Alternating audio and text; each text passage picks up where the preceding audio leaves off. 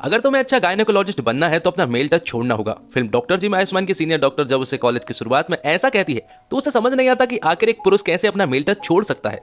लेकिन जब फिल्म के आखिर में उसको मेल टच का सही मतलब समझ आता है तो वह अपने साथ तमाम दूसरे मर्दों को भी मेल टच छोड़ने का सबक सिखा जाता है। तो दोस्तों, डॉक्टर जी एक टिपिकल आयुष्मान खुराना की फिल्म है। एक छोटे शहर का लड़का जो ऐसी सिचुएशन में फंस जाता है जो सोसाइटी के लिए अलग है। धीरे धीरे दोस्तों और परिवारों की मदद से उसे समझ आता है कि लोग क्या सोचेंगे से कई ज्यादा है जिंदगी। तो एक्सप्लेनेशन को शुरू करते हैं, और अगर आपको वीडियो अच्छा लगे तो वीडियो को लाइक जरूर कीजिएगा और इसी तरह के वीडियोस पाने के लिए आप हमारे चैनल को सब्सक्राइब भी कर सकते हैं। तो फिल्म की शुरुआत होती है भोपाल शहर से। फिल्म की कहानी के मुताबिक डॉक्टर उदय गुप्ता भोपाल से मेडिकल की पढ़ाई कर रहा है। वह अपनी मां लक्ष्मी देवी के साथ रहता है, जबकि उसके पिता उसके पैदा होने से पहले ही गुजर चुके हैं। और उदय का बचपन से ही सपना रहा है अपने भाई की तरह एक आर्थोपेडिक डॉक्टर बनने का, लेकिन रैंक कमाने के चलते गायनेकोलॉजी ब्रांच लेनी पड़ रही है। अब उदय ये बात अपने दोस्त को बताता है जो कि उन्हीं के घर में रहता है। उदय उसे बताता है कि उसे ऑर्थो में सीट नहीं मिली है बल्कि गायनो में मिली है और उसे किसी भी हालत में ऑर्थो में सीट चाहिए ही है। साथ ही उदय को यहाँ पर एक कॉमन फ्रेंड के बारे में पता चलता है जिसे कि ऑर्थो की सीट मिली है जबकि वो एक लड़की है। इसलिए उदय तुरंत ही उसके पास जाता है और उससे कहता है कि तुम्हें ऑर्थो मिला है और मुझे गायनो, इसलिए हमें हमारी सीट बदल लेनी चाहिए। लेकिन यहाँ पर वो लड़की उससे कहती है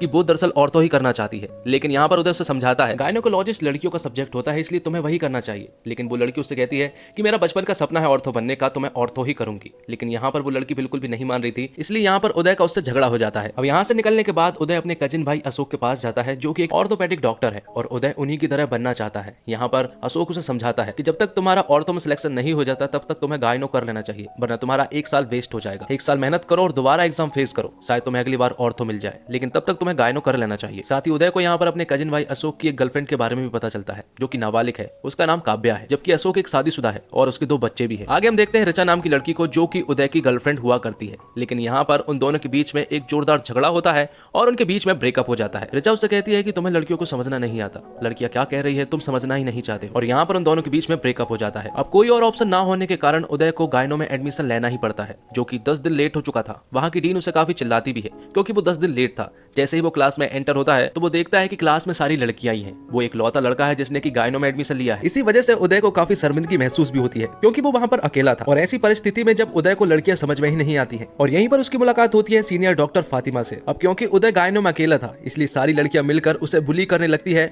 और खूब परेशान करती है। वो लोग उदय के साथ अजीब तरह की रैगिंग करने लगती है। तो उदय ने गायनो में एडमिशन तो ले लिया था लेकिन उसे कुछ भी नहीं आता है, उसे बिल्कुल भी नॉलेज नहीं है कि गायनो में क्या होता है। उसे तो बस यहाँ पर किसी तरह 1 साल रहकर पीजी की तैयारी करके ऑर्थो में जाना है। लेकिन यहाँ पर नंदिनी श्रीवास्तव उसे बार बार पूछती है कि आखिर उसने गायनो क्यों लिया, लेकिन उदय के पास यहाँ पर कुछ भी कहने को ना था। फिर भी उदय गायनो में पढ़ाई जारी रखता है, लेकिन प्रैक्टिकल में उसे कुछ भी नहीं आता है। इसलिए नंदिनी श्रीवास्तव जो कि वहाँ की डीन होती है वो उसे बार बार चिल्लाती है और हमेशा ये बात जरूर कहती है कि उसने गायनो में एडमिशन क्यों लिया। उदय काफी कोशिश करता है लेकिन वो अपने मेल टच को नहीं भूल पा रहा था। वो समझ ही नहीं पा रहा था कि आखिर वो किसी स्त्री के अंग को कैसे छुए और जब वो उन्हें छुएगा तो उन्हें कैसे लगेगा। यही बात वो नंदिनी श्रीवास्तव से कहता है कि कोई भी उसके साथ कंफर्टेबल नहीं हो पाता क्योंकि उन्हें गायनो के लिए लेडीज डॉक्टर की जरूरत पड़ती है। तब नंदिनी श्रीवास्तव उसे अच्छे से समझाती है कि डॉक्टर डॉक्टर होता है और तुम्हें अपना मेल टच लूज करना होगा और अपने अंदर डॉक्टर टच लाना होगा। वो बिल्कुल नहीं चाहती कि तुम ये सीट छोड़ो क्योंकि अगर तुमने ये सीट छोड़ी तो अगले 3 साल तक ये सीट खाली ही रहेगी और वो ये बिल्कुल भी नहीं चाहती। तुम्हें अपना फ्यूचर बनाना है, बेशक बनाओ, लेकिन 3 साल के बाद, लेकिन तब तक तुम्हें फुल डेडिकेशन के साथ यहीं पर काम करना होगा। यहाँ दूसरी तरफ हम देखते हैं कि उदय की माँ सोशल मीडिया पर एक्टिव होने लगी थी। उन्हें पिक्चर क्लिक करवाने का शौक चढ़ चुका था। टिंडर, इंस्टाग्राम और फेसबुक पर उनके अकाउंट बन चुके थे। लेकिन ये बात कहीं ना कहीं उदय को बिल्कुल भी पसंद नहीं आ रही थी, इसलिए वो हमेशा अपनी माँ को इन बातों के लिए हमेशा टोकता रहता है। अब एक दिन हॉस्पिटल में 2 महिलाएं प्रेग्नेंट थी। दोनों ही अपने अपने बेड पर थी और दोनों आमने सामने थी। और जैसे ही उदय वार्ड में एंटर होता है तो वो महिलाएं जोर जोर से चिल्लाने लगती है। वो इसलिए ताकि डॉक्टर उनका पहले इलाज करे। लेकिन थोड़ी देर के बाद वहां पर एक नर्स आती है और वो उनसे कहती है कि ये कोई डॉक्टर नहीं है बल्कि ये तो यहाँ पर सीख रहा है। अब कुछ दिनों और बीतते हैं और उदय अब गायनो के कुछ काम करने लगा था, लेकिन अभी भी वो प्रोफेशनल रूप से बिल्कुल भी तैयार नहीं था। तो कुछ दिनों के बाद एक महिला उसके पास चेकअप के लिए आती है और उसका पति बाहर रहता है और उदय उस महिला का चेकअप करने के लिए जैसे ही उसे छूने की कोशिश करता है तो वो महिला जोर जोर से चिल्लाने लगती है।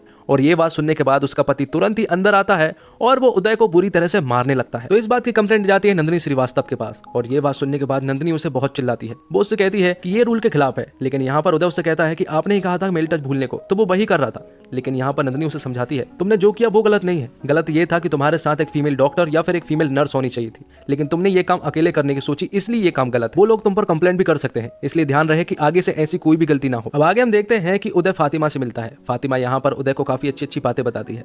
उदय उससे कहता है कि गायनो लड़कियों के लिए बना है और औरतों मर्दों के लिए। तो फातिमा उससे कहती है कि तुम्हें ये किसने कहती है। तो उदय उससे कहता है कि लड़के क्रिकेट खेलते हैं और लड़कियां बैडमिंटन, उसी तरह से गायनो लड़कियां लेती है और औरतों लड़के। तो फातिमा उससे समझाती है कि अगर उस वक्त पर तुम अगर लड़कियों के साथ बैडमिंटन खेल लिए होते तो शायद आज तुम ये सवाल नहीं करते। जिसके बाद फातिमा और उदय मिलकर साथ साथ में काम करते हैं और उदय धीरे धीरे करके गायनों के सारे काम सीखने लगता है। दोनों काफी सारा टाइम स्पेंड भी करते हैं और गांव गांव जाकर लोगों को जागरूक भी करते हैं। अब उदय लड़कियों को समझने लगा था, उसे समझ आने लगा था कि लड़कियां कैसी रहती है। जिसके बाद जब वो अपने ग्रुप के साथ बैठा हुआ था तो वो उनसे अपनी सारी फीलिंग शेयर करता है। वो उन्हें कहता है कि वो लड़कियों को कभी समझ ही नहीं पाया। वो कहता है कि उसकी एक एक्स गर्लफ्रेंड भी थी जो हमेशा उसे कहा करती थी कि उसे लड़कियां समझ में नहीं आती और शायद वो हमेशा सही कहा करती थी। अब फातिमा और उदय के बीच में नजदीकियां बढ़ चुकी थी और उनके बीच में एक किस भी होती है। अब कुछ दिनों के बाद हॉस्पिटल में एक प्रेग्नेंट महिला आती है जो कि काफी सीरियस कंडीशन में थी और उसे बच्चा होने ही वाला था, लेकिन हॉस्पिटल में कोई भी डॉक्टर मौजूद ना होने के कारण ये सारी रिस्पॉन्सिबिलिटी उदय को उठानी पड़ती है और फर्स्ट पर ही उसकी डिलीवरी करनी पड़ती है। डिलीवरी एकदम सक्सेसफुल हो जाती है, लेकिन ये बात जब नंदिनी को पता चलती है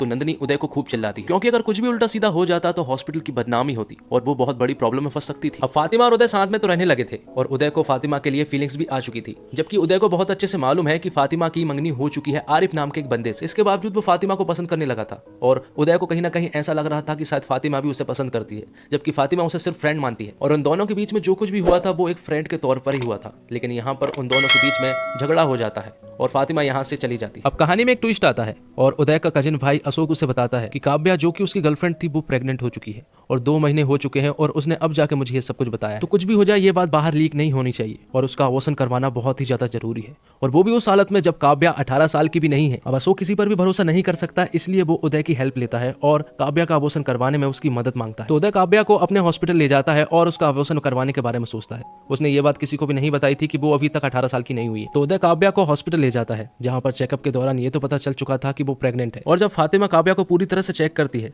तो यहाँ पर फातिमा उदय को बताती है कि उसके पेट में कुछ प्रॉब्लम्स है और अगर अबॉर्शन करने की कोशिश की तो शायद उसकी जान भी जा सकती है, इसलिए उसे इस बारे में नंदिनी मैडम से बात करनी चाहिए। तो उदय फातिमा की बात मान जाता है और तुरंत ही नंदिनी मैडम से बात करने के लिए जाता है। नंदिनी मैडम को वो सारी सिचुएशन के बारे में बताता है और जब नंदिनी मैडम उसकी फाइल पढ़ती है तो उसे पता चलता है कि उसका अबॉर्शन करवाने में सचमुच ही उसकी जान का खतरा है। इसलिए वो सबसे पहले कहती है कि सबसे पहले काव्या के घर वालों को इस बारे में पता होनी चाहिए। माना कि ये सब कुछ गलत है, लेकिन उसके घर वालों को जरूर पता होनी चाहिए। तो नंदिनी मैडम तो नहीं मान रही थी, इसलिए अशोक के कहने पर उदय उसे अपने घर ले जा लेता है। तो उदय काव्या को कुछ दिन अपने घर रखता है, जिसके बाद अशोक काव्या को अपने साथ ले जा लेता है। तो अब काव्या तो जा चुकी थी, लेकिन थोड़ी ही देर के बाद काव्या का फोन उदय के पास आता है और वो उसे बताती है कि ये लोग उसका जबरदस्ती अबॉर्शन करवाना चाह रहे हैं। तो उदय तुरंत ही काव्या से उस जगह का एड्रेस लेता है जहां पर उसका अबॉर्शन कराया जा रहा है। तब उदय तुरंत ही अपनी मां को लेकर उस जगह पर पहुंचता है, जहां पर काव्या उसे बताती है कि लोगों ने मुझे एक इंजेक्शन दिया है जिसकी वजह से पेट में बहुत तेज दर्द हो रहा है। और जब उदय को उस इंजेक्शन के बारे में पता चलता है तो वो काव्या को लेकर तुरंत ही अपने हॉस्पिटल पहुंचता है और जैसे ही वो हॉस्पिटल पहुंचता है तो अशोक भी पीछे पीछे आ जाता है और वो उदय को एक जोरदार थप्पड़ लगाता है।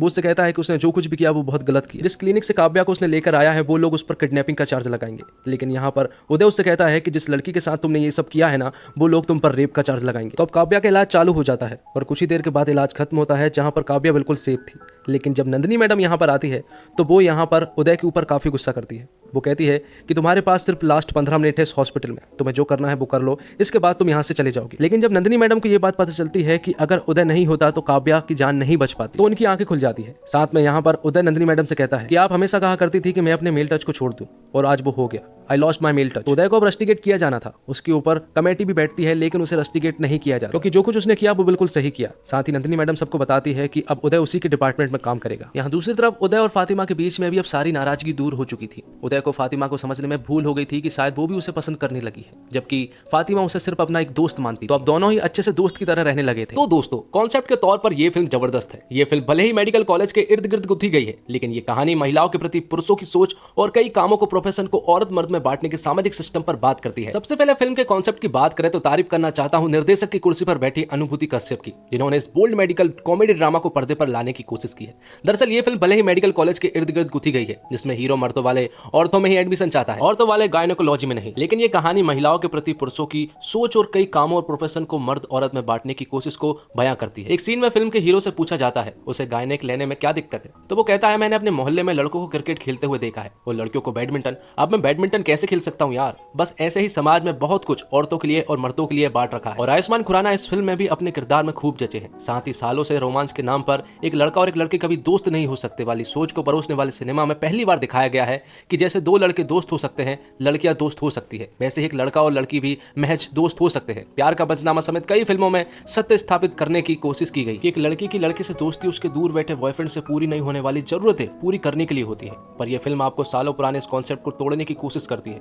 पर इस बेहद जरूरी और अहम कॉन्सेप्ट वाली इस फिल्म में खामी यह है कि अपनी ये दोनों बातें करने में यह काफी धीमी हो जाती है, खासकर ये दूसरा वाला मामला। और फिल्म के पहले ही सीन में आपको अंदाजा लग जाता है कि हीरो एक ऐसा मर्द है जिसके लिए औरत की बात समझना मुश्किल है। लेकिन ये बात इतनी बार दोहराई गई है कि आपको उदय ज्यादा सही लगने लगता है। इस फिल्म में कई सीन ऐसे हैं जब आपको लगता है कि शायद और कुछ कहा जाएगा, कुछ और बोला जाएगा, पर सीन खत्म हो जाते हैं। आयुष्मान खुराना इससे पहले भी बेहद बोल्ड विषय और कहानियों की पर्दे पर उतार चुके हैं, चाहे समलैंगिक हो या फिर मर्दाना कमजोरी पर बनी फिल्म। आयुष्मान की सभी फिल्मों में कॉमेडी और एंटरटेनमेंट का फैक्टर काफी हाई रहता है। शायद यही वजह है कि उनके द्वारा पिलाई जाने वाली बोल्ड विषय की घुट्टी दर्शकों को कड़वी नहीं लगती। लेकिन डॉक्टर जी में आपको पीठ पकड़कर हंसने वाले पल कम ही मिलेंगे। ये एक मेडिकल कॉमेडी ड्रामा है, पर इसमें मेडिकल और ड्रामा काफी ज्यादा हो गया है और शुरुआत में कॉमेडी गुमशुदा है। फिल्म का फर्स्ट हाफ फिर भी हल्का है, पर सेकंड हाफ में कहानी पूरी तरह पलट जाती है। सेकंड हाफ में फिल्म थोड़ी भारी हो जाती है। आयुष्मान खुराना अपने किरदार में पूरी तरह फिट और जबरदस्त रहे हैं। अक्सर हमारी फिल्मों का हीरो गलत से गलत काम करके भी अपनी बैक स्टोरी में इमोशन का भरपूर ड्रामा रखता है, ताकि वो गलत होकर भी कभी गलत न लगे। पर स्क्रीन पर अपने किरदार में कमियों के साथ उसे हीरो बनाने